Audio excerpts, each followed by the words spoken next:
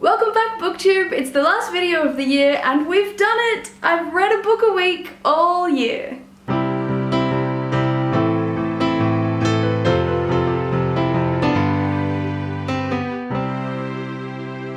So I've finished, I've done it. This week's book that I've read, the final book, is called Carry On by Rainbow Rowell. So I really enjoyed this book, and it was interesting to see how it would compare to the very first book that I read this year, which was called Fangirl, which is also by Rainbow Rowell. And in that book they have this storyline that is basically like Harry Potter, only it's a fictional series of books that came out in that universe. And the main character, Kath, she writes fan fiction about Simon Snow, who's the main character from that book series.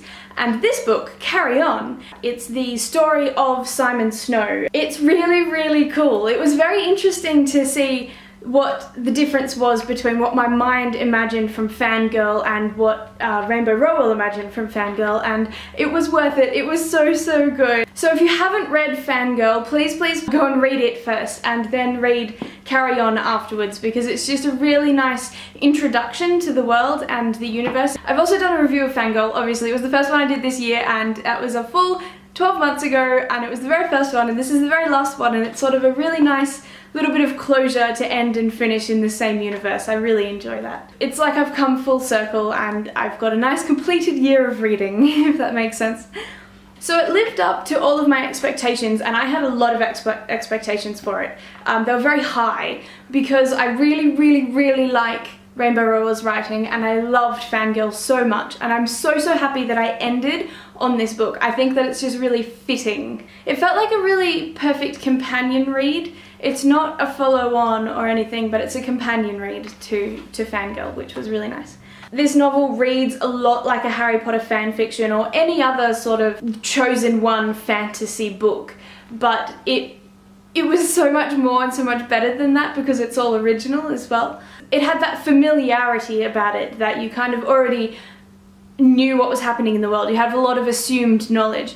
The cool thing about that was that even when it was different and there was an explanation or a description that was different to what my preconceived idea was, it was just sort of like a gentle reminder that, oh no, actually it's kind of this way in this universe. And it was just a sort of warm feeling of, oh yeah, that's really cool, instead of a stark contrast, which I thought I might get. It worked really well. The book in itself had a bit of a slow start to it, but that was a lot of character and world building to get you familiar with the universe, and then the story really picks up when Baz enters in book 2. It follows the relationship basically between Simon and Baz, and then all of this magical otherworldly things happen, and it's got some good little plot twists, enough to keep you interested and entertained, and it doesn't just feel like a repetition. And it really felt like the last book in a series because it mentioned books previously that don't actually exist at the moment that it assumes that you've read. He mentions his 5th year and his 4th year at school as if we knew what was happening then, which I just think was really clever.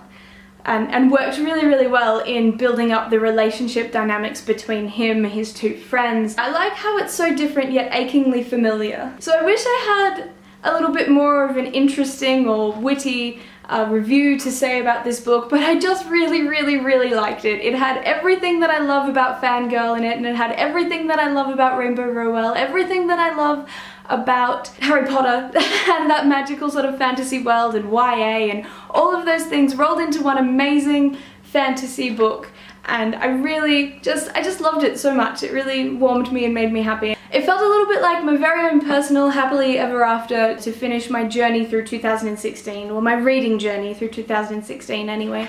I'm really proud of myself for having completed this challenge of a book a week, and I'm really grateful for you guys too for watching these videos and listening to me gush on about these authors every single week. That's like almost 52 times. Thank you so much for watching. It's been such a pleasure. And don't go anywhere because I fully intend to stay here and keep this channel running. I'm not going to do a challenge next year. I'm just going to see how many books I read and just go with the flow a little bit. I'm going to have less deadlines, and I'm hoping to focus a lot more on my writing as well. Happy New Year, BookTube! Thank you all so much.